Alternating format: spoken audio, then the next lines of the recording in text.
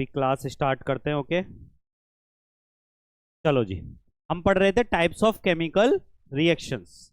Types of chemical reactions, ठीक है ना। तो टाइप्स ऑफ केमिकल रिएक्शंस में हमने क्या क्या पढ़ लिया था, किसी को याद आ रहा है? कॉम्बिनेशन रिएक्शंस पढ़ लिया था। कॉम्बिनेशन रिएक्शन क्या होता है? जब दो रिएक्टेंट मिलकर के एक प्रोडक्ट बनाते हैं। जब दो या दो से ज्यादा रिएक्टेंट्स मिलके एक प्रोडक्ट बनाते हैं उसे क्या बोलते हैं हम? Combination reaction.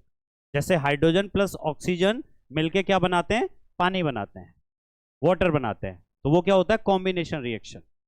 उनकी केमिकल प्रॉपर्टीज एकदम चेंज हो जाती हैं।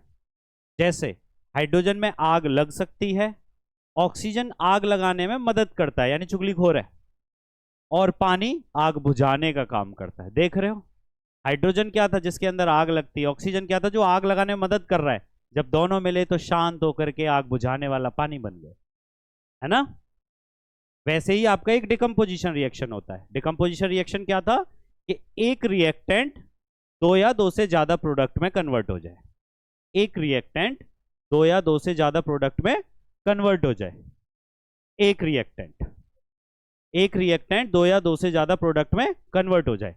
आप जब रिकॉल करोगे उस क्लास को लोगे तो समझ आएगा। अभी इतना समझो, जैसे कि मान लो आपके पास एक प्रोडक्ट है, सॉरी एक रिएक्टेंट है, और ये आपका दो प्रोडक्ट में टूट जाए। एक रिएक्टेंट है, दो प्रोडक्ट में टूट जाए। जैसे पानी है, इलेक्ट्रोलिसिस ऑफ वाटर करोगे तो हाइड्रोजन ऑक्सीजन में टूट गया ना, समझ गए ना। तो वो डिकम्पोजिशन हो गया, ठीक। उसके बाद हमने और क्या देखा था? एक बताओ जल्दी, हरी अप बोलो। Displacement reaction. हाँ, नहीं हुआ? डिस्प्लेसमेंट नहीं हुआ? अच्छा, अब एक बात बताओ मुझे, हमने कुछ चीजें पढ़ी थी, तीन टाइप पढ़े थे। क्या पढ़ा था? डिकम्पोजिशन रिएक्शंस के क्या पढ़े थे हमने?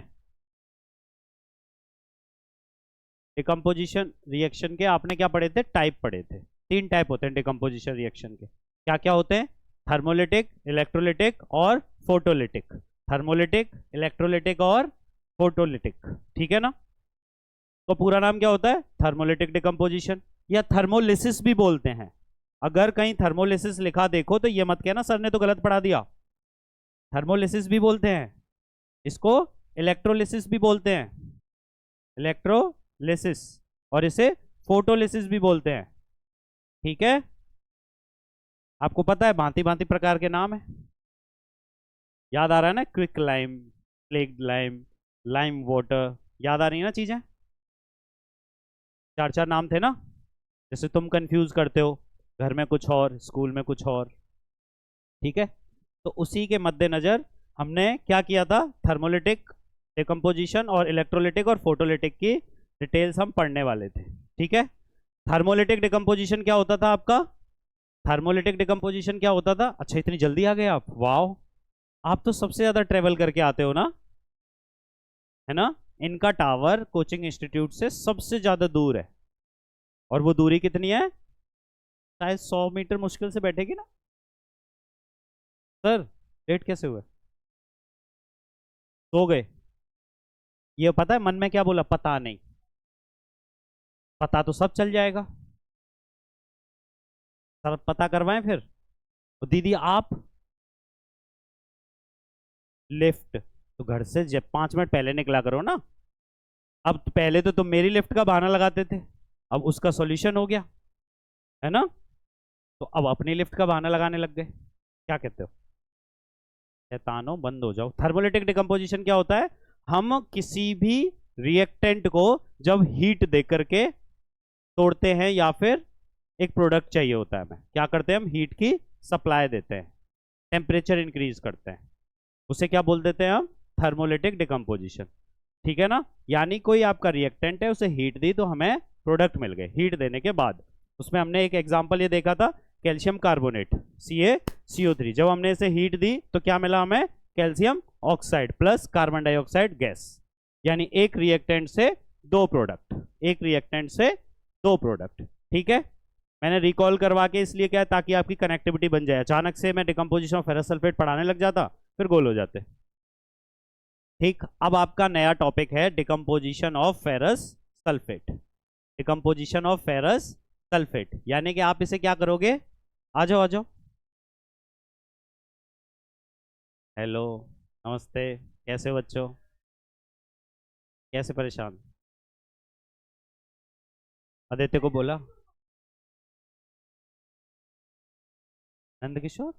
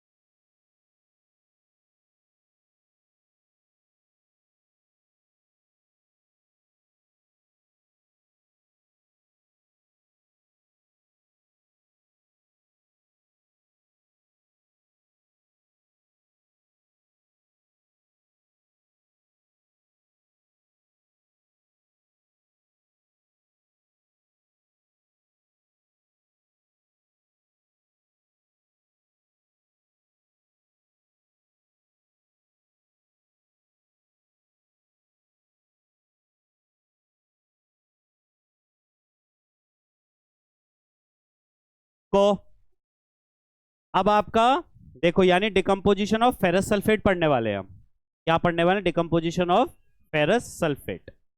सबसे पहले आप क्या देखोगे, ऑब्जर्वेशन में क्या आएगा, initially ferrous sulphate crystals are green in colour, initially ferrous sulphate crystals are green in colour. अच्छा, फेरस सल्फेट क्रिस्टल्स, अब यहां देखना आप, एनसीईआरटी में कंफ्यूजन मिलेगा आपको, एनसीईआरटी में थोड़ा सा टाइपिंग एरर कह लो चाहे मिस्टेक कह लो, एनसीईआरटी में आपका क्या बोल रखा है, फेरस सल्फेट को ग्रीन कलर का बता रखा है, एनसीईआरटी बुक जब आप पढ़ोगे तो क्या बता रखा है, फेरस सल्फेट को ग्रीन कलर का। Actually ferrous sulphate white colour का होता है, कैसा होता है, व्हाइट, बट जो ग्रीन कलर का होता है वो होते हैं आपके फेरस सल्फेट क्रिस्टल्स, या उसका दूसरा नाम होता है हाइड्रेटेड फेरस सल्फेट। क्या नाम होता है उसका, हाइड्रेटेड फेरस सल्फेट। जो फेरस सल्फेट क्रिस्टल्स को हम ग्रीन कलर, एक्चुअली क्या होता है, क्रिस्टल बिना पानी के बन ही नहीं सकते, फेरस सल्फेट के क्रिस्टल्स बिना पानी के, बिना मॉइस्चर के, बिना वाटर के बनेंगे ही नहीं। तो यहां जो फेरस सल्फेट क्रिस्टल्स हैं they are green in colour, या फिर कहीं कहीं आप देखोगे पेल ग्रीन भी लिखा रहता है, पेल ग्रीन, हल्का ग्रीन होता है वो, ठीक है ना, पेल ग्रीन या ग्रीन हो, दो बोथ आर करेक्ट, ठीक। तो ये जो क्रिस्टल्स होते हैं इन्हें बोलते हैं हम FeSO4.7H2O, FeSO4.7H2O, यानी फेरस सल्फेट के साथ वाटर, फेरस सल्फेट के साथ 7 मॉलिक्यूल्स ऑफ वाटर अटैच्ड है, ठीक। इसका दूसरा नाम भी होता है हाइड्रेटेड फेरस सल्फेट। क्या होता है बच्चों, हाइड्रेटेड फेरस सल्फेट। चलो अब इसके प्रोसेस पे आ जाते हैं। सबसे पहला काम क्या होता है हमारा जो है, हमने FeSO4.7H2O को क्या किया, हमने हीट किया, क्या किया, हीट किया। जब हम इसे हीट करेंगे, जब हम इसे गर्म करेंगे तो क्या होगा, पानी निकल के भाग जाएगा, भाई इसमें से क्या होगा, पानी आपका निकल के टाटा बाय बाय कर देगा, गैस में कन्वर्ट होके तो निकलेगा, जब पानी को गर्म करोगे तो गैस में कन्वर्ट होके गया, लिक्विड रहता तो साथ में बॉन्डिंग बना के रखता, तो ये क्या हो गया, 7H2O निकल गया। अब आपको क्या मिला, फेरस सल्फेट मिला, क्या मिला, ये है आपका फेरस सल्फेट, ये क्या है बच्चों, फेरस सल्फेट, जो आपका होता है व्हाइट कलर का, कैसा होता है, व्हाइट कलर का। एक्चुअली ये जो आपका रिएक्शन है ये दो स्टेप्स में होती है। सबसे पहला स्टेप क्या हो गया आपका, फेरस सल्फेट क्रिस्टल्स को आपने गर्म किया, तो वाटर आपका स्टीम या गैस के रूप में अलग हो गया, तो आपको क्या मिला, फेरस सल्फेट मिला व्हाइट कलर का। अब इसकी फर्दर हीटिंग करेंगे हम, इसकी फर्दर हीटिंग करेंगे हम, तो आपको कुछ और मिलेगा। अब इसकी फर्दर हीटिंग जब करेंगे हम, यानी on further heating, on further heating, यानी फेरस सल्फेट की आप क्या करने वाले हो, इसे हीट करने वाले हो वापस से, और कंटिन्यू करने वाले हो प्रोसेस को, क्या करने वाले हो, कंटिन्यू करने वाले हो। तो आपको अब क्या मिलेगा, फेरिक ऑक्साइड, क्या मिलने वाला है आपको, ferric oxide plus SO2 plus SO3, ferric oxide plus SO2 plus SO3। ठीक है, ये आपका जो फेरस सल्फेट है ये सॉलिड है। फेरस सल्फेट कैसा है आपका नेचर में, सॉलिड है। फेरिक ऑक्साइड कैसा है, सॉलिड। सल्फर डाइऑक्साइड कैसी होती है, क्या होती है, गैस। और ये भी आपका गैस। ये हमने बना दिया किसी भी रिएक्शन को इंफॉर्मेटिव। पर्पस ये है कि हम जब किसी चीज के साथ कुछ काम कर रहे होते हैं तो क्या क्या होता है। जैसे कि आप ऐसे समझो, पर्पस इसका ये है, मान लो एक चीज सोचो, हम वेजिटेबल से कंपोस्ट बनाते हैं, खाद बनाते हैं, क्यों कर रहे होते हैं कि भाई उस खाद का हम यूज करेंगे। तो हमें अगर प्रोसेस नहीं मालूम होगा तो किसी भी चीज का यूज करेंगे कहाँ हम। तो ये प्रोसेसिंग है किसी भी चीज की, कि ऐसा करने पे ऐसा होता है। खाना खाने पे प्रोटीन मिलता है, खाना खाने पे प्रोटीन मिलता है, एनर्जी मिलती है। ठीक है ना, बहन बस कर, अलग हो जाएंगे बेटा, बस हवा चल रही है, आई नो इट, पानी पियो थोड़ा ज्यादा। ठीक है ना, मैं बहुत देर से देख रहा हूँ, नोटिस कर रहा हूँ, बस हो जाता है, it's okay, it's all right. पानी नहीं लाते हो ना तुम लोग, लाया करो पानी। तो हमने क्या किया, फेरस सल्फेट को फर्दर हीट किया, आपको क्या मिला, फेरिक ऑक्साइड, सल्फर डाइऑक्साइड और सल्फर ट्राइऑक्साइड। अब एक बात बताओ, क्या ये बैलेंस्ड है रिएक्शन।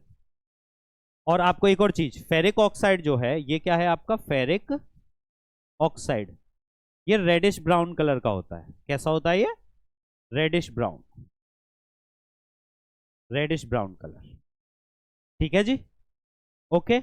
और ये आपका कैसा है, फेरस सल्फेट का कलर कैसा है, व्हाइट। वेरी गुड, ऊपर बता रखा है ना, ये है आपका व्हाइट। यानी इसको हम गर्म करेंगे तो कैसा मिलेगा, reddish brown colour, reddish brown colour. ठीक है, समझ आया यहां तक, क्या ये बैलेंस्ड है, नहीं। बैलेंस बनाए, बैलेंसिंग हो जाएगी। आयरन कितने हैं यहाँ, एक, यहाँ कितने, दो, दो बना दें। अब देखो, सिर्फ 2 लगाते बैलेंस हो गया सब कुछ, 2 लगाते ही सब कुछ बैलेंस है। ठीक है ना। अच्छा, इसका एनसीईआरटी में एक आपको एक्टिविटी दे रखी है, एनसीईआरटी में एक एक्टिविटी है आपकी, एनसीईआरटी में क्या है, एक्टिविटी है एक लड़की है, ठीक है, जो एक टेस्ट ट्यूब के अंदर फेरस सल्फेट को गर्म कर रही है एक बर्नर पे। किस पे, बर्नर पे। ये फेरस सल्फेट है, FeSO4 वाइट कलर का, बर्नर पे गर्म कर रही है। ठीक है ना, उसके बाद इसमें से कुछ गैसेस रिलीज होंगी, गैसेस रिलीज होंगी। तो उन गैसेस को ना अपनी तरफ ऐसे नहीं रखना है कि नाक को एकदम घुसेड़ दो उसमें, टेस्ट ट्यूब में। आपको वाफ करना है, यानी कि हाथ से, कि हवा जैसे आ रही है ना अपनी तरफ आपकी नाक की तरफ थोड़ी सी। ऐसा मत करना कि बगल वाला दुश्मन है तो बगल वाले को भी सुंघा दो, केमिस्ट्री लैब में कर रहे हो तो ऐसा नहीं करना है। वॉफ करके, यानी कि हाथ से थोड़ा सा इस तरीके से उसको, जब आप स्मेल करोगे, सल्फर डाइऑक्साइड की स्मेल होती है पंजेंट स्मेल। कैसी होती है इसकी, पंजेंट स्मेल होती है। जैसी कि आप माचिस जलाते हो ना, उसमें से स्मेल आती है, वैसे टाइप की स्मेल। जब मैचस्टिक आप जलाते हो उसमें से स्मेल जो आती है, वैसी ही सल्फर डाइऑक्साइड और जो गैसेज निकलती हैं वैसी स्मेल आ रही होती है। कैसी स्मेल, पंजेंट स्मेल। आपको सूंघते हो, पंजेंट स्मेल कैसी होती है, मैच स्टिक बर्न के बाद जैसी आती है, मैच स्टिक बर्न, ऐसी स्मेल आपको सुनाई देती है। यानी कि आपको इंस्ट्रक्शंस दिए जाते हैं इसमें। क्या इंस्ट्रक्शंस है, कि आपको डायरेक्ट स्मेल नहीं करना है, don't smell directly, don't smell directly, smell, smell by wafting. ठीक है, और don't point test tube towards your पड़ोसी। ये इसलिए मैंने लिखवाया है, एक्चुअली केस स्टडी में आ जाता है। आप कोई जब एक्सपेरिमेंट कर रहे होते हो, हम उसे गर्म करते हैं, पंजेंट स्मेल आ रही होती है और उसे पड़ोसी की तरफ नहीं करते, वो क्या क्या चीज है? आपको पूरा प्रोसेस पता होना चाहिए। वो क्या चीज है? वो फेरस सल्फेट है। वो फेरस सल्फेट है। और उसमें से क्या निकलता है? सल्फर डाइऑक्साइड और sulphur trioxide. Sulphur dioxide gas and sulphur trioxide gas. ठीक है, समझ आ गया? ओके। अच्छा, मैंने ये तो बता दिया थर्मल डिकम्पोजिशन रिएक्शन है। ये क्या है? अच्छा, एक और चीज, जो SO2 एंड SO3 है, ये दोनों गैसेस क्या है? एयर पॉल्यूटेंट है। ये गैसेस कैसी हैं? Air pollutant. एयर पॉल्यूटेंट का मतलब प्रदूषण फैलाने वाली गैस है। प्रदूषण फैलाने वाली गैस है। और नेचर कैसा है इनका? एसिडिक या बेसिक? इनका नेचर है जी एसिडिक नेचर। कैसे नेचर वाली हैं? एसिडिक नेचर वाली गैसेज हैं। ठीक, डन। समझ आया? ये प्रोसेस समझ आ गया? अब बताओ, ये रिएक्शन एंडोथर्मिक है कि एक्सोथर्मिक है? नहीं, आपने हीट इसे दी है। आपने हीट इसे दी है, और ये क्या करेगा? उसे हीट को एब्जॉर्ब कर रहा है। ये रिएक्शन क्या कर रही है? हीट को एब्जॉर्ब कर रही है। क्या कर रही है? Heat is absorbed in it. Heat is absorbed. जो एब्जॉर्ब होता है वो कौन सी रिएक्शन होती है? Endothermic reaction. तो ये थर्मोलिटिक डिकम्पोजिशन के साथ साथ कैसी रिएक्शन है? एंडोथर्मिक। समझ आ गया? ओके बच्चों, यानी आपका हाइड्रेटेड फेरस सल्फेट क्रिस्टल्स जो आपके पेल ग्रीन कलर के थे, जब से सबसे पहले आपने उन्हें गर्म किया तो फेरस सल्फेट व्हाइट कलर में कन्वर्ट हुए। देन आफ्टर आपने हीटिंग को कंटिन्यू किया तो क्या हुआ? आपको ferric oxide plus sulphur dioxide and sulphur trioxide gases मिलते हैं। फेरिक ऑक्साइड कैसे कलर का है? रेडिश ब्राउन कलर का। फेरिक ऑक्साइड कैसा है? रेडिश ब्राउन कलर का। सल्फर डाइऑक्साइड और सल्फर ट्राइऑक्साइड की स्मेल कैसी है? पंजेंट स्मेल है। वो क्या है? एयर पॉल्यूटेंट है और एसिडिक इन नेचर है। ये रिएक्शन आपकी थर्मल डिकम्पोजिशन के साथ साथ कैसी है? एंडोथर्मिक रिएक्शन भी है, क्योंकि इसमें हीट एब्जॉर्ब हो रही है ना कि रिलीज हो रही है। हीट क्या हो रही है? एब्जॉर्ब हो रही है ना कि रिलीज हो रही है। ठीक है ना? Okay, done. समझ में आ गया? आपसे सवाल पूछा जा सकता है, when what is observed when hydrated ferrous sulphate are heated? What is observed when hydrated ferrous sulphate are, मतलब crystals are heated in a dry boiling tube? In a dry boiling tube. ध्यान से focus. Boiling tube जो होनी चाहिए, test tube जो हमने ली, वो dry होनी चाहिए, पानी नहीं होना चाहिए। पानी को तो हमने उल्टा गर्म करके उड़ाया है, ठीक है ना? वरना अगर वेट ले लोगे तो पहले वो वापस से प्रोसेसिंग क्या करेगी? पानी को स्टीम बनाएगी, गैस बनाएगी, उसके बाद फर्दर प्रोसेसिंग स्टार्ट होगी। तो आपको साथ के साथ रिएक्शन को चेक करना है, तो आपको ड्राई टेस्ट ट्यूब लेना चाहिए। आपसे ये भी सवाल पूछा जा सकता है कि ड्राई टेस्ट ट्यूब क्यों लेना है? क्योंकि पानी के साथ में वो व्हाइट से ग्रीन कलर में कन्वर्ट हो जाएगा, वो वापस से crystals kind of hydrated ferrous sulphate में कन्वर्ट हो जाएगा। ठीक है ना? तो इसलिए ड्राई टेस्ट ट्यूब लेना है। ठीक है ना? डन। समझ में आ गया? कोई दिक्कत तो नहीं है? चलो, बहुत बढ़िया। अब नेक्स्ट पढ़ते हैं thermal decomposition of lead nitrate. Thermal decomposition of lead nitrate. Thermal decomposition of lead nitrate. देखो, ये चैप्टर इतना बड़ा है नहीं जितना मैंने बना दिया है। मैं चाहता तो 2 क्लास में ख़त्म कर देता इसे, बट मैंने ज़बरदस्ती बनाया है बड़ा, ताकि आपके डाउट्स क्लियर हो जाए सारे। आपका लिखने में जितना ध्यान है ना, ठीक है, अच्छी बात है, लिखो लिखो, बट प्लीज़ आपसे एक रिक्वेस्ट है कि लिखते टाइम, लिखने के चक्कर में ऐसा मत करना कि यहाँ ध्यान ना आए। ठीक है ना? थोड़ा कॉपी पेन निकाल लो, हल्का हल्का थोड़ा बहुत रफ कॉपी में लिखते रहा करो। कुछ चीज़ें इंपॉर्टेंट होती हैं, रफ कॉपी में स्टार मार्क कर लिया, क्या पता जो मैं बोल रहा हूँ वो चीज़ें तो नहीं आनी लिखना। जो चीज़ें मैं बोल रहा हूँ वो चीज़ें तो नहीं लिख रहा मैं यहाँ। ठीक है ना? Hello.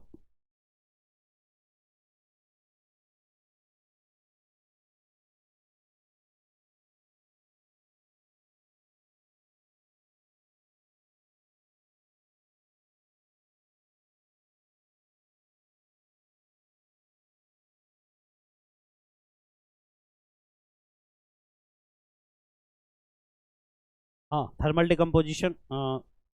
Decomposition of lead nitrate. Lead nitrate क्या होता है पता है आपको? हैं?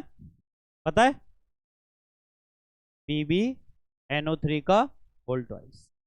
बैलेंसिंग करी थी ना इसकी, बैलेंसिंग करी थी ना, क्या क्या मिलता है, lead oxide plus, lead oxide plus क्या क्या मिलता है दीदी, क्या क्या मिलता है, लेड ऑक्साइड प्लस, बोलो, कोई नहीं बोलेगा, कोई पढ़ के नहीं आ रहा है ना, एक भी बच्चा नहीं पढ़ रहा है, बोलने में क्या हो रहा है, रिवाइज नहीं कर रहे हो, बस नोट्स बना बना के गट्ठर बनाना है। अभी एक हफ्ता हुआ है बस, पॉलिनोमियल्स खत्म हो गया, इसकी भी आज की क्लास के बाद एक क्लास और लूंगा, खत्म करूंगा, चाहे वो 1.5 घंटे की क्यों ना जाए, एक ही क्लास में निपटाऊंगा अभी से, आज के बाद। तो फिर 2 चैप्टर खत्म, उसके बाद सोशल साइंस का चैप्टर करेंगे, इकोनॉमिक्स का डेवलपमेंट, एक क्लास में खत्म हो जाएगा। नोट्स में दूंगा, पीडीएफ बनी हुई, एक्सप्लेन करूंगा क्लास के दौरान, बहुत तगड़े से एक्सप्लेनेशन मिलेगा, डोंट वरी। तो इस हफ्ते, पिछले हफ्ते तो मैंने माफ कर दिया, पहला हफ्ता था टेस्ट नहीं रखते हैं, बट इस हफ्ते 100% टेस्ट होगा।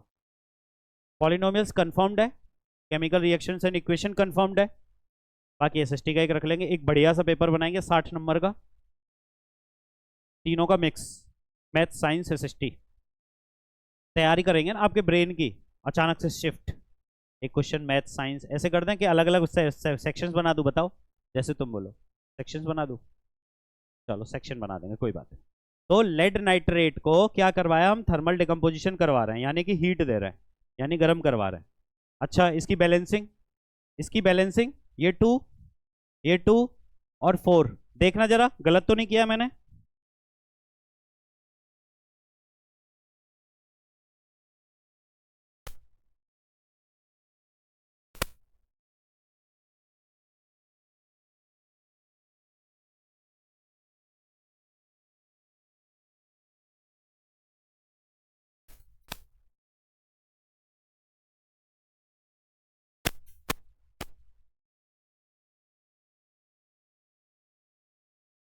सही किया गलत किया है, O2 का गलत हुआ है, हैं, O2 गलत है, O2 गलत है, क्यों बच्चों, देखो सानवी दीदी कह रही है O2 गलत है, लेट्स चेक, 2 ऑक्सीजन, 8 ऑक्सीजन यहाँ पे, 8 + 2 और यहाँ पर 2, कितनी है टोटल, 12 ऑक्सीजन, इधर देखो 3 × 2 = 6, 6 × 2 = 12, क्या गलत है, नहीं है गलत, सही है, सही है, दीदी को कंफ्यूजन हो गया थोड़ा सा, कोई बात नहीं, अभी पहली क्लास ली है आज, कोई बात नहीं, इट्स ओके, ठीक है ना, 12 है, करेक्ट है बेटा, बैलेंस्ड है। तो हम क्या करेंगे, on heating lead nitrate it decomposes to yellow lead monoxide, it decomposes to yellow lead monoxide. अच्छा, लेड नाइट्रेट जो होती है ना आपका, ये कलरलेस होता है, लेड नाइट्रेट कैसा है, कलरलेस है। जब इसको हमने क्या किया, गर्म किया, क्या किया, गर्म किया, तो ये कैसे कलर में कन्वर्ट हो जाएगा, येलो कलर में, येलो कलर में, ये क्या है, लेड ऑक्साइड, कहेंगे लेड मोनोऑक्साइड भी मिलेगा, तो both are correct, don't worry, ठीक है ना। When lead nitrate is heated it decomposed into lead oxide of yellow color and nitrogen dioxide and oxygen gases are released। इस स्टेटमेंट को कैसे बोलोगे, when lead nitrate which is colorless is heated, on heating it gives us yellow color lead oxide, yellow color of lead oxide plus nitrogen dioxide and oxygen gases are released। Statement ऐसे बना सकते हो।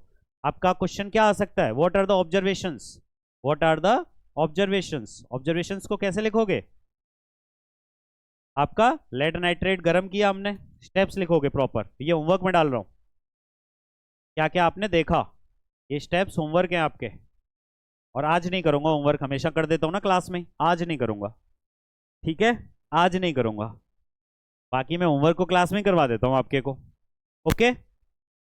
अच्छा, nitrogen dioxide के पता है आपका colour कैसा होता है गैस का, ये ब्राउन फ्यूम्स होते हैं, कैसे, brown fumes.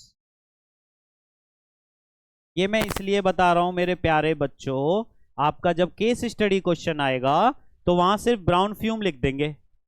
What is the name of the gas which we get as a brown fumes when lead nitrate is heated.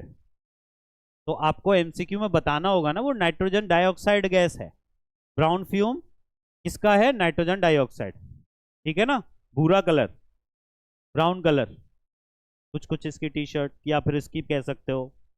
ठीक है ना, चलो बहुत बढ़िया, समझ आ गया thermal decomposition of lead nitrate. ठीक है, सब लोग खुश हैं इसके साथ. चलो जी, हमारा थर्मोलिटिक डिकम्पोजिशन खत्म. थर्मोलिटिक डिकम्पोजिशन खत्म. अब हम पढ़ेंगे इलेक्ट्रोलिटिक डिकम्पोजिशन. क्या पढ़ने वाले हैं अब हम? Electrolytic decomposition. इलेक्ट्रोलिटिक का मतलब क्या होता है?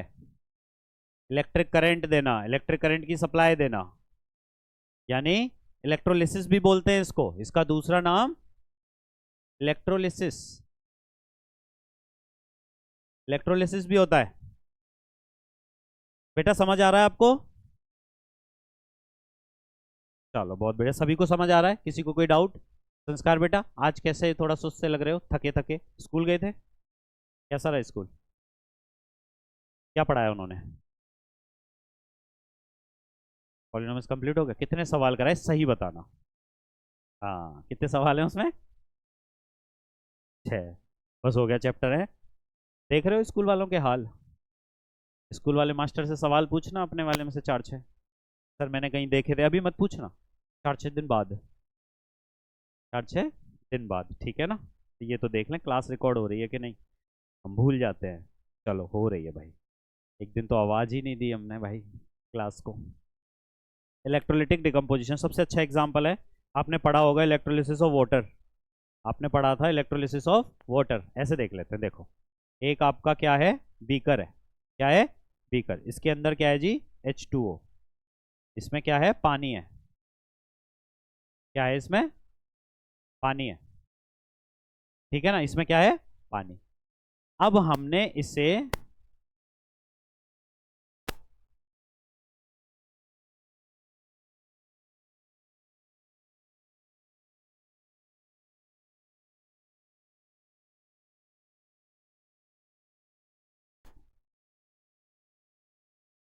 एक बैटरी से कनेक्ट कर दिया.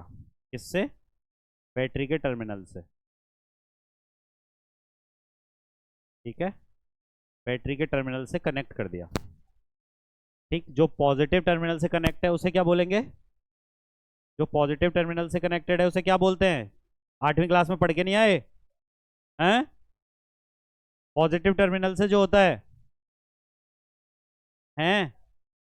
हे भगवान, हे भगवान. बेटा तुम बताओ, पॉजिटिव टर्मिनल से क्या कनेक्ट करते हैं इसमें?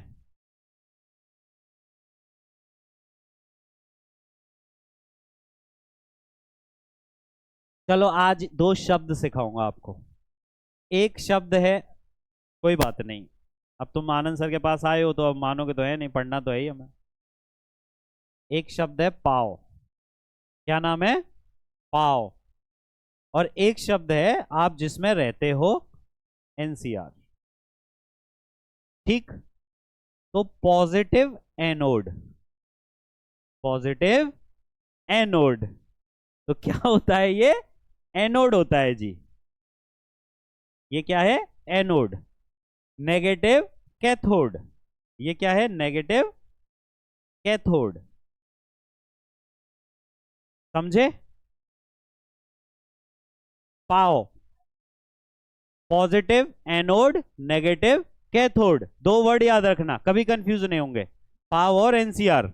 अभी आगे ओ और आर का मतलब भी बताएंगे, डोंट वरी. इसी इलेक्ट्रोलिसिस ऑफ वाटर में छुपा हुआ है इसका राज. अब जब आप इसमें इलेक्ट्रिक करंट की सप्लाई करोगे इस पानी के अंदर, तो ये वाटर जो है वो ब्रेक डाउन करेगा. ब्रेक डाउन करेगा किस किस में? इसके अंदर हाइड्रोजन और ऑक्सीजन गैस है, हाइड्रोजन और ऑक्सीजन में ब्रेक डाउन कर जाएगा. तो अब एक कैथोड पे कोई एक ऑक्सीजन चिपकेगी और एनोड पे कोई एक, ऑक्सीजन नहीं, माय बैड, आपके एक कैथोड पे एक गैस आएगी, एनोड पे एक गैस आएगी. ठीक है, वो कौन सी आएगी? पॉजिटिव एनोड होता है उस पर आएगी ऑक्सीजन गैस। पॉजिटिव एनोड होता है उस पर कौन सी आएगी? Oxygen gas. यानी जब ये वाटर ब्रेक डाउन करेगा तो यहां पर कौन सी गैस आ रही है? ऑक्सीजन। कौन सी गैस आ रही है? ये ऑक्सीजन गैस। किस पे? एनोड पे। और कैथोड पे कौन सी आएगी? बची हुई दूसरी हाइड्रोजन गैस। ठीक है ना? दूसरे वाले पे क्या आ जाएगी? भाई दो ही तो गैसेज है पानी में, hydrogen and oxygen. Positive pay oxygen आ गई और नेगेटिव पे हाइड्रोजन आ गई। ये पता चल गया। जब हमने पानी को इलेक्ट्रिक करंट की सप्लाई दी तो water will break down into two gases, hydrogen and oxygen will go towards the anode and hydrogen will go towards cathode which is negative terminal, यानी कि नेगेटिव है आपका। ओके ठीक है। ये रॉड कैसी है? ये ग्रेफाइट रॉड्स है। ये रॉड कैसी है? ग्रेफाइट रॉड है ये। तो आप अगर ये एग्जाम में आ जाता है आपका तो फिगर बनाया ना, ज़्यादा एक्सपेरिमेंट नहीं करना है, थोड़ी सी लेबलिंग करनी है, ठीक है ना, और ये बनाने हैं, ठीक है ना। अच्छा, अब एक और चीज़ होती है, एक और चीज़ सबसे इंपॉर्टेंट इसमें, क्या जो आपका नॉर्मल वाटर है वो गुड कंडक्टर ऑफ इलेक्ट्रिसिटी है? हमने इस पानी में इलेक्ट्रिक करंट तो दौड़ा दिया, बट जो नॉर्मल वाटर है वो इतना अच्छा कंडक्टर ऑफ इलेक्ट्रिसिटी नहीं होता। आपका नॉर्मल वाटर, ऐसे समझो, normal water is not a good conductor of electricity. Good conductor of electricity का मतलब कि करंट तो इसमें से पास होगा बट ज्यादा इफेक्टिवली नहीं होगा। बट हमें हाइड्रोलिस वो इलेक्ट्रोलिसिस करना है इस पानी का, तो करंट तो अच्छे से दौड़ना चाहिए, तभी तो भाई वो मॉलिक्यूल को तोड़ेगा, पानी के मॉलिक्यूल को तभी तो तोड़ पाएगा। जब उसमें क्या होंगे, आपका करंट जो है वो अच्छे से दौड़ पाएगा। तो इसमें हम क्या करेंगे, to make it good conductor,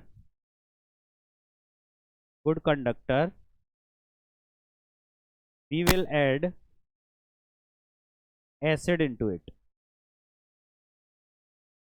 तो इससे क्या होगा, ये ज्यादा अच्छा कंडक्टर बन जाएगा, ठीक है ना, ये ज्यादा अच्छा कंडक्टर बन जाएगा। ओके डन, ठीक है ना।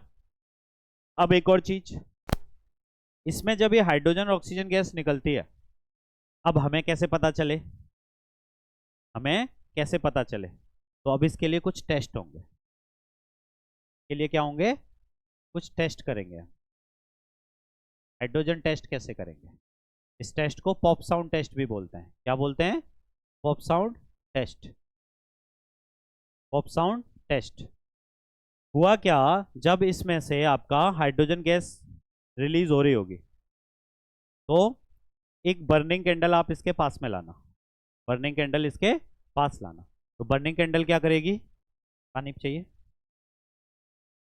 एक्सरसाइज कर लो, स्ट्रेच, कोई बात नहीं, होता है, ऐसा होता है। अब बोले, जब आपकी हाइड्रोजन गैस यहां से निकल रही है, ऑक्सीजन निकल रही है, तो एक काम करना, बर्निंग कैंडल यानी जलती हुई मोमबत्ती इसके पास लाना। तो जैसे ही आप कैथोड के पास जलती हुई मोमबत्ती लाओगे इसके ऊपर, यहां से हाइड्रोजन गैस है, तो ये क्या करेगा? पॉप साउंड करेगा। कैसे?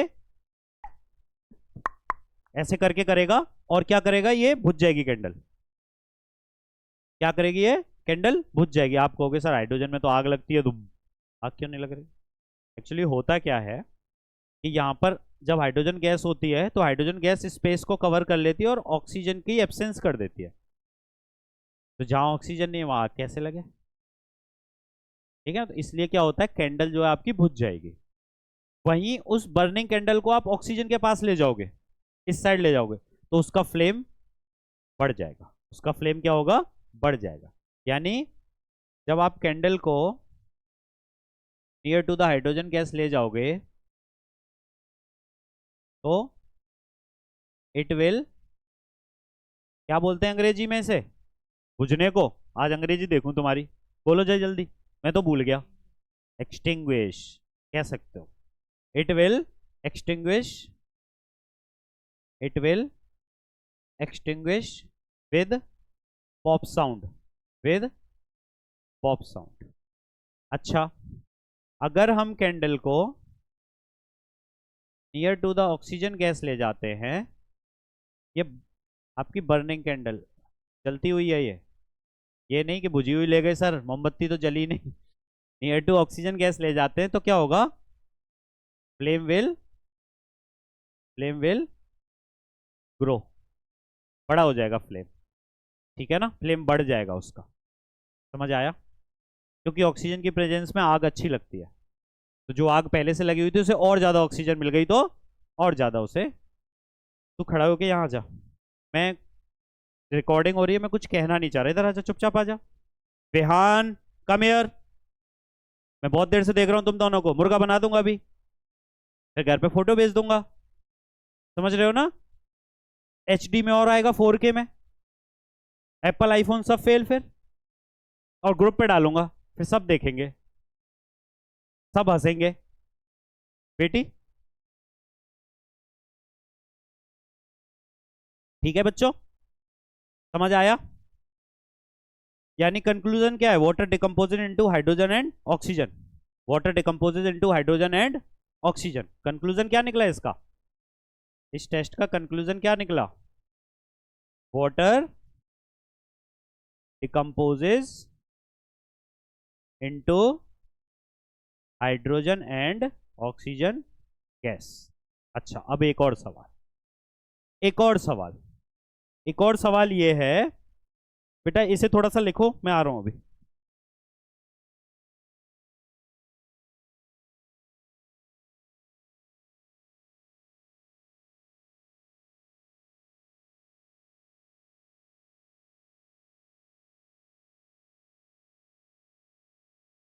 तो water decomposed into hydrogen and oxygen gas. अच्छा, अब आपसे एक और सवाल पूछा जा सकता है, अब आपसे एक और सवाल पूछा जा सकता है। सवाल क्या हो सकता है कि भाई what is the ratio of volume, जब ये ब्रेकडाउन की, what is the ratio of volume of hydrogen and oxygen gas.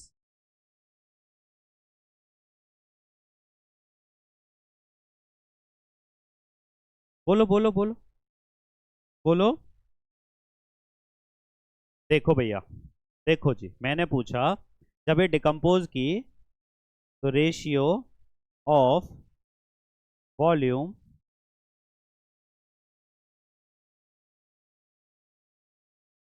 Of hydrogen gas to oxygen gas, तो ये वॉल्यूम क्या रहा होगा। देखो अब एक बात सोचना, मॉलिक्यूलर फॉर्मूला क्या है, H2O।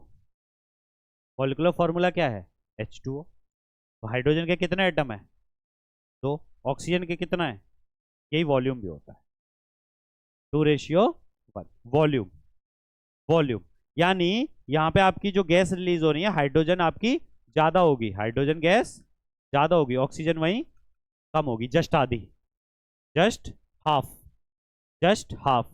अब आपका रेशियो पूछा जा सकता है, ये तो वॉल्यूम हो गया, ये आपका वॉल्यूम हो गया। अब रेशियो बाय मास भी पूछ सकते हैं, ratio by mass, ratio by mass देखो, देखो हाइड्रोजन का क्या होता है आपका मास 1, ऑक्सीजन का क्या होता है 16। बट आपने देखा हाइड्रोजन के कितने एटम है, 2, ऑक्सीजन कितना है, तो जब सिंप्लीफाई करोगे इसे तो क्या आएगा 1:8, 1:8। समझ आया? ठीक है, कोई दिक्कत तो नहीं है? ओके जी। रिएक्शन वगैरह लिखने को कहोगे तो वही H2H2O गिव्स क्या, 2H2 गिव्स, या H2O गिव्स क्या, 2H2 प्लस O2। अरे रिएक्शन भी नहीं लिखी जा रही है अब, क्या बच्चों यार, देखो उसका शकल देखो तेरी, 2H2O will decompose into 2H2 plus O2। ये गैस है, ये गैस है, ये आपका लिक्विड है,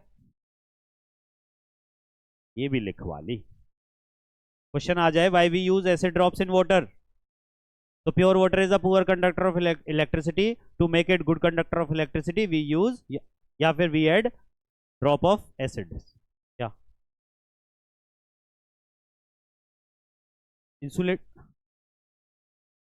डिस्टिल्ड वाटर प्योर वाटर एक ही बात है, मिनरल वाटर मिनरल वाटर भी उतना अच्छा कंडक्टर नहीं बन पाएगा। हाँ ऑफ कोर्स कंडक्टर होगा बट अच्छा नहीं होगा, ठीक है ना। हाँ डाल सकते हैं, डाल सकते हैं।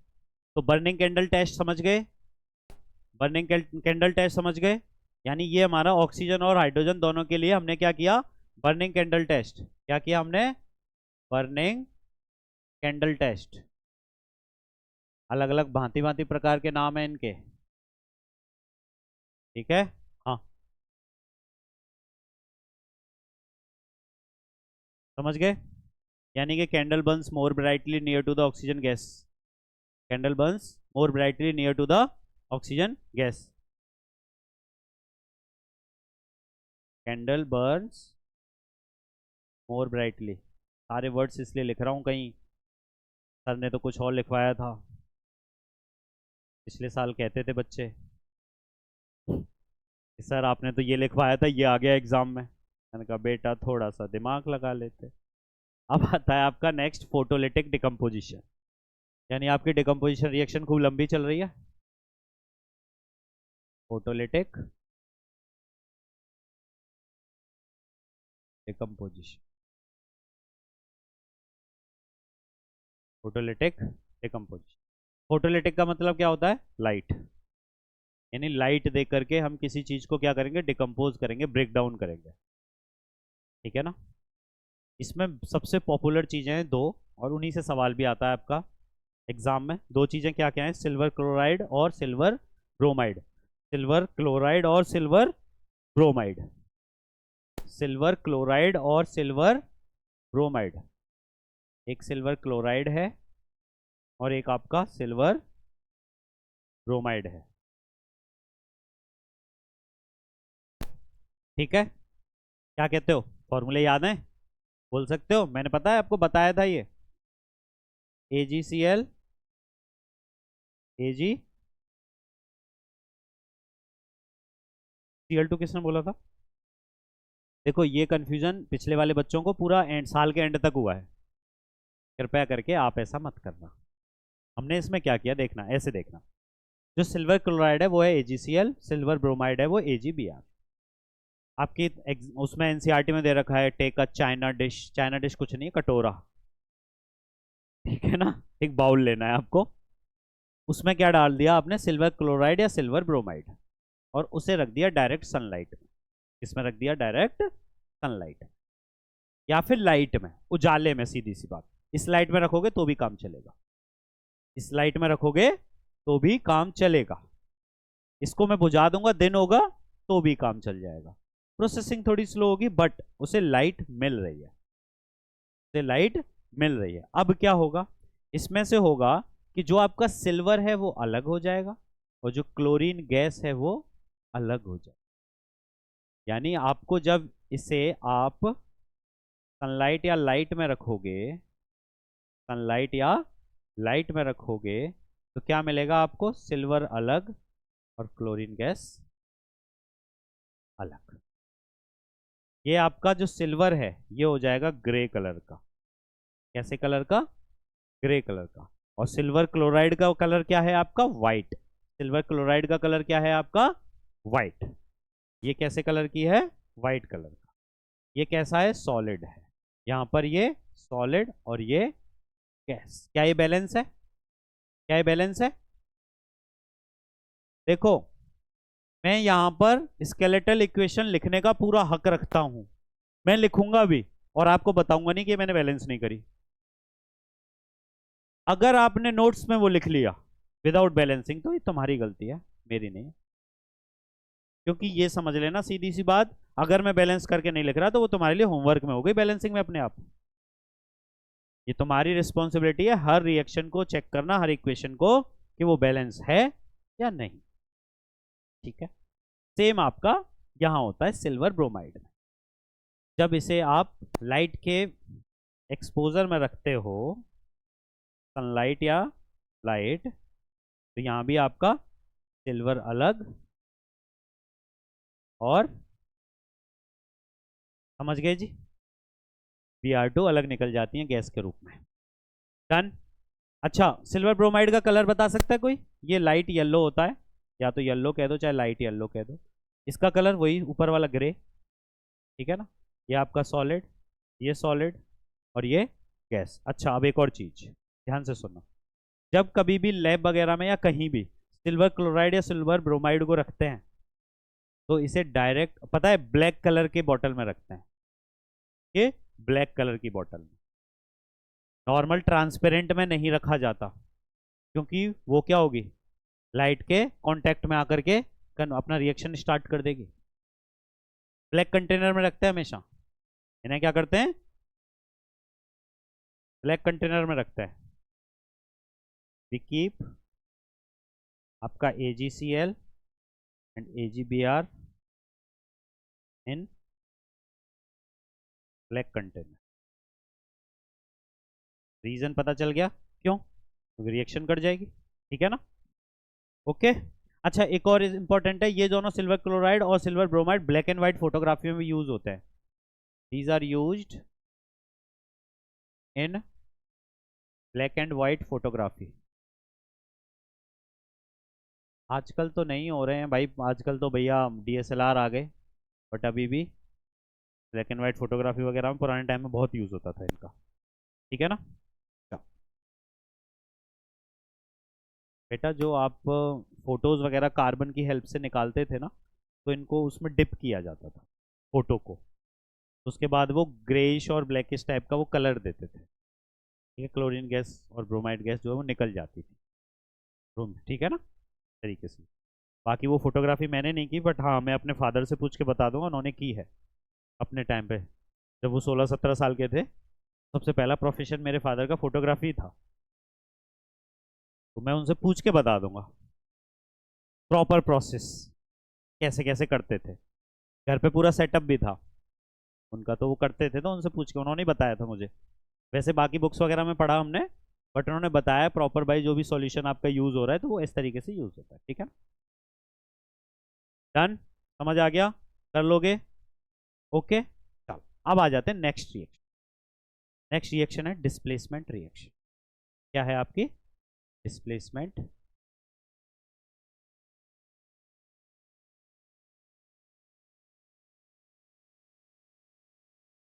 डिस्प्लेसमेंट रिएक्शन, ठीक। तो यहां तक कैसा लगा बच्चों।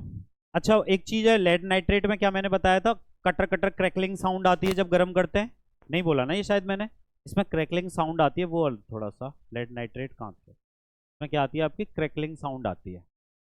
जब इसे गर्म करते हैं तो क्या आती है आपकी, एक क्रैकलिंग साउंड आती है, crackling sound when lead nitrate is heated, ठीक है। कोई और पॉइंट तो नहीं रहा है। ब्राउन फ्यूम्स निकलेंगे, अच्छा पंजेंट और इरिटेटिंग स्मेल आएगी, कि इरिटेटिंग स्मेल क्या आएगी, गैस की इरिटेटिंग स्मेल, इरिटेटिंग स्मेल गंदी लगती है बहुत, ठीक है ना। और NO2 एसिडिक है, ये लिखवा दिया था क्या, ब्राउन फ्यूम्स जो हैं वो तो पीछे सल्फर डाइऑक्साइड के लिए लिखवाया था शायद, है ना। NO2 क्या है, एसिडिक इन नेचर है, NO2 एसिडिक है। देखो कुछ चीज़ें हैं, पॉइंट्स हैं, वो याद रखने पड़ते हैं आपको, बेसिक बेसिक भले ही पता है फिर भी। ये हो गया, पॉप साउंड हो गया,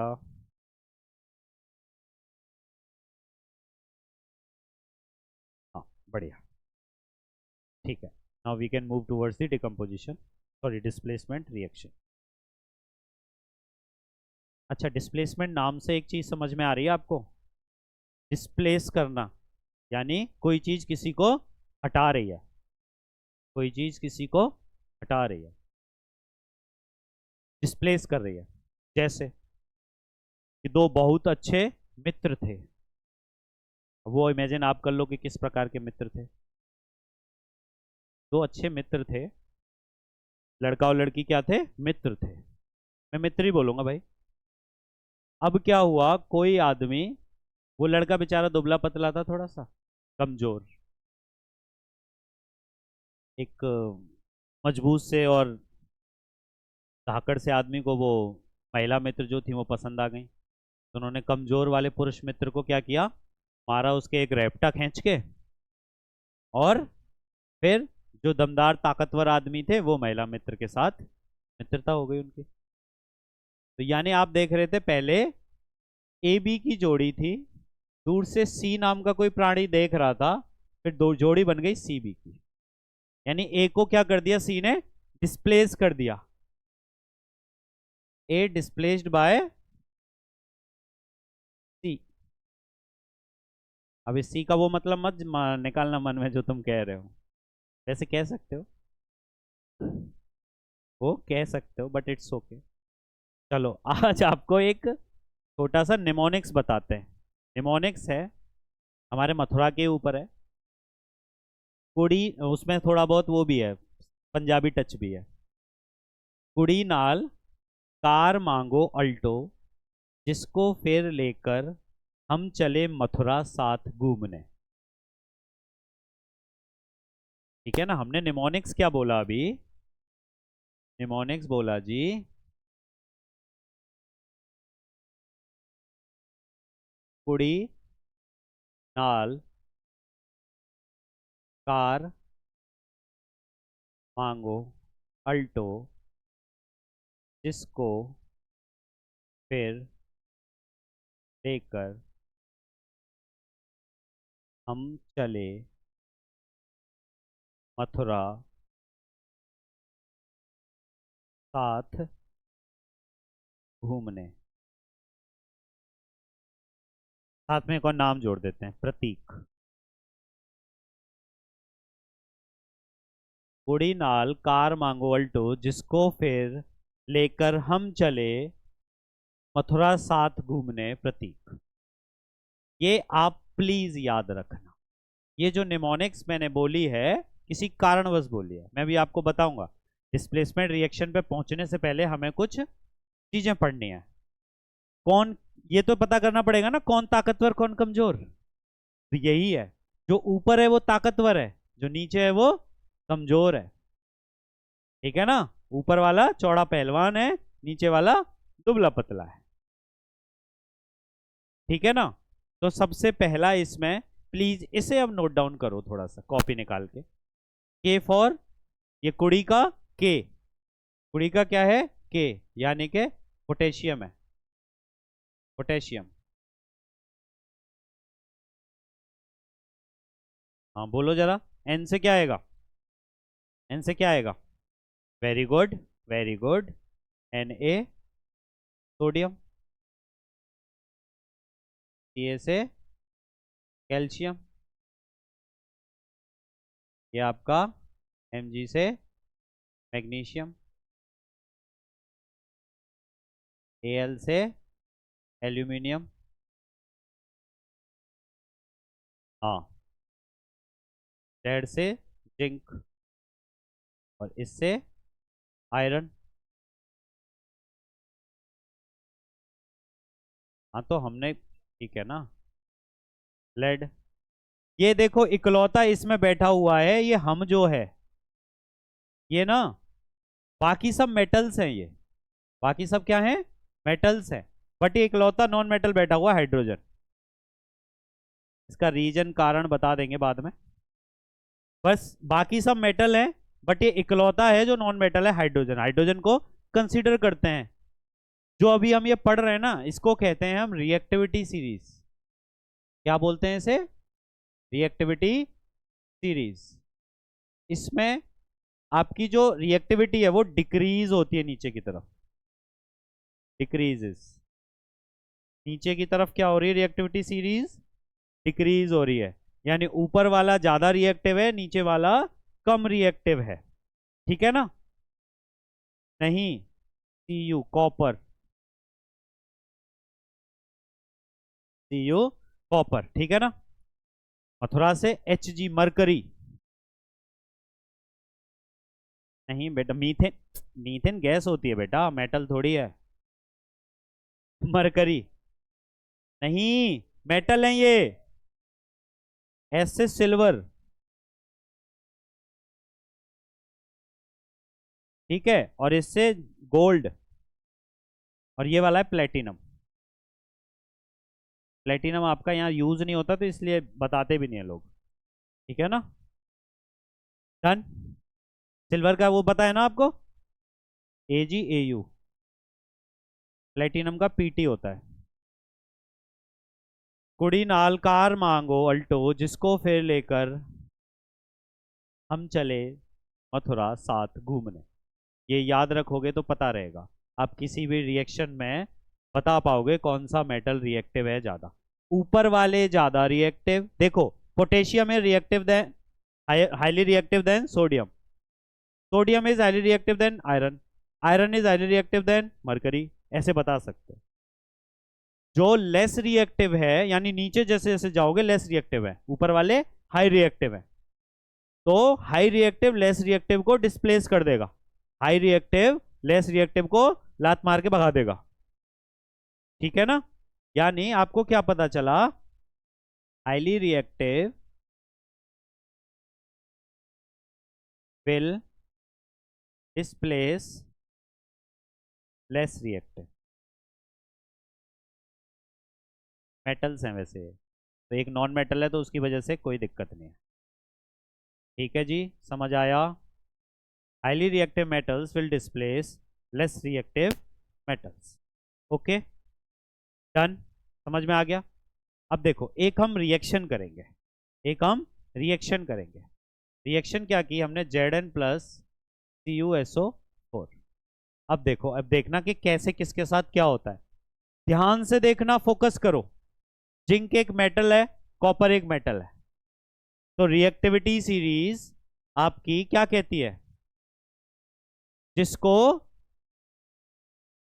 याद आ रहा है कुछ रिएक्टिविटी सीरीज में, कुड़ी नाल कार मांगो अल्टो, जिसको फिर लेकर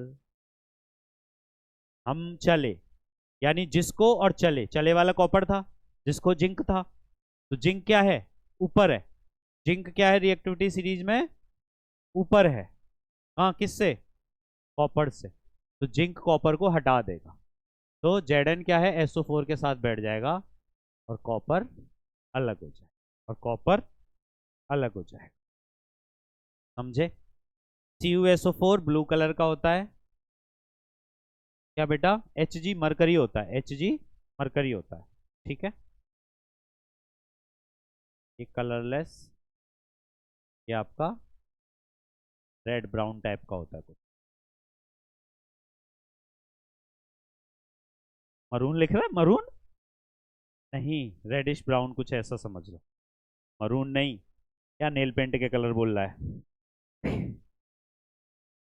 ठीक है, अच्छा ये जो है इंफॉर्मेटिव बनाना है तो ये सॉलिड है, ये एक्वस है, क्या है, एक्वस। एक्वस सॉल्यूशन पता है ना, पानी मिला रहता है, पानी से एक्वस बनाते हैं, ठीक। अच्छा डाइल्यूटेड और कॉन्सेंट्रेटेड पता है, डाइल्यूटेड और कॉन्सेंट्रेटेड, जैसे एसिड्स के ऊपर आपने देखा होगा डाइल्यूट H2SO4 या कॉन्सेंट्रेटेड H2SO4। डाइल्यूट का मतलब होता है कि उसमें एसिड कम पानी ज़्यादा, कॉन्सेंट्रेटेड का मतलब होता है एसिड ज़्यादा पानी कम, है दोनों एक्वस, बट डाइल्यूट और कॉन्सेंट्रेटेड, डाइल्यूट में पानी ज़्यादा एसिड कम, कॉन्सेंट्रेटेड में एसिड ज़्यादा पानी कम, ठीक है ना, समझ आया।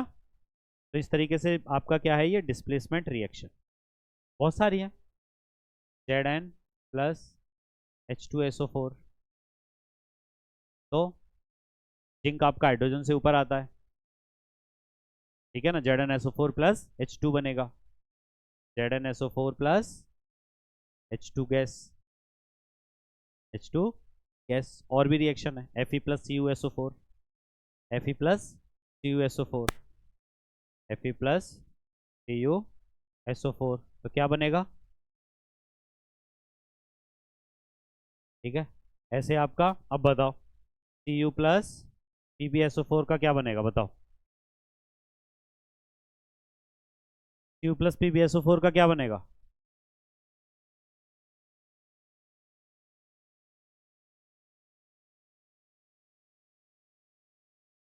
PbSO4, यानी यहां देखो कॉपर आपका नीचे है, लेड आपका हाईली रिएक्टिव है, तो यहां पर ये कुछ नहीं होने वाला, ऐसे कैसे पड़ा रहेगा, कुछ नहीं होने वाला, क्योंकि कॉपर लेस रिएक्टिव है भाई, डिस्प्लेस तो तब करेगा ना जब ये हाईली रिएक्टिव होता। पीबी से कम रिएक्टिव है, पीबी से हाईली होता तो इसको थप्पड़ मार के निकाल देता, बट ये बेचारा पहले से ही कमजोर है, दूर से डर के भाग गया। कम मजबूत बनो, समझे? मजबूत बनो, ऐसे कैसे कोई तुम्हें भगा देगा तुम्हारे मित्र के पास से, है ना? चलो कोई बात नहीं। इसका एक एग्जांपल है पॉपुलर एनसीईआरटी में, iron nail in copper sulphate solution.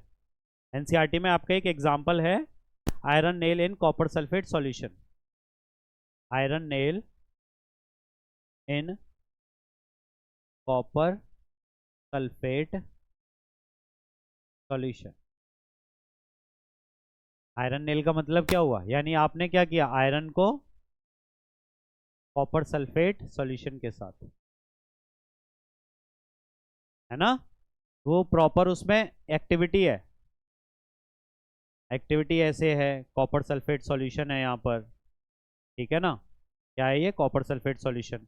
इसमें आपने क्या किया, एक आयरन नेल को डिप किया, मान लो आयरन नेल को क्या किया, डिप किया। तो आयरन नेल पहले कैसे कलर की थी, आयरन नेल पहले कैसे कलर की थी?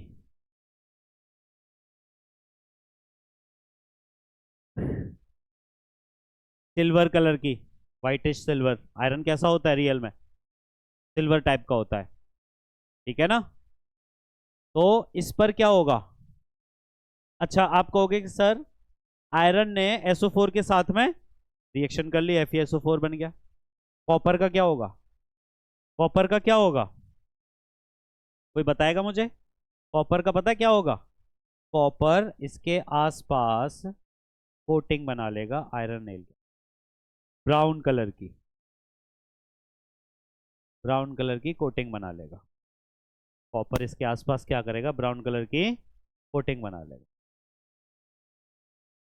ठीक है ना? FeSO4 तो बनेगा ही बनेगा, आयरन नेल क्या कर लेगा, ये FeSO4 बन जाएगा, ठीक है ना?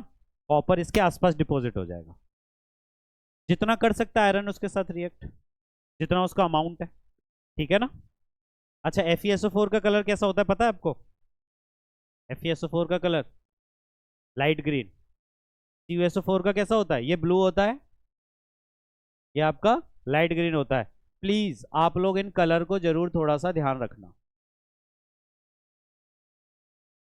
जैसे ये आप, मैंने ना इसे थोड़ा सा चेंज, चलो ऐसे इसे यहाँ बना देते हैं, हाँ कलर से उसमें पूछ लेते हैं। ये आपकी, ये आयरन नेल है, आयरन नेल, ठीक है, और ये आपका, और समझ में आ जाएगा अच्छे से थोड़ा सा, ये था आपका ए ब्लू कलर का CuSO4। अरे यार ये तो सही में ब्लू हो गया पूरा बोर्ड के साथ। CuSO4 कैसा है, ब्लू कलर का है। फिर इसने क्या किया, आपका लाइट ग्रीन कलर का आपका वो बन गया आयरन। ये कैसी बन गई आपकी, लाइट ग्रीन। ये क्या है, FeSO4, ठीक है ना? आप समझ भी आ जाएगा कलर के साथ, ठीक।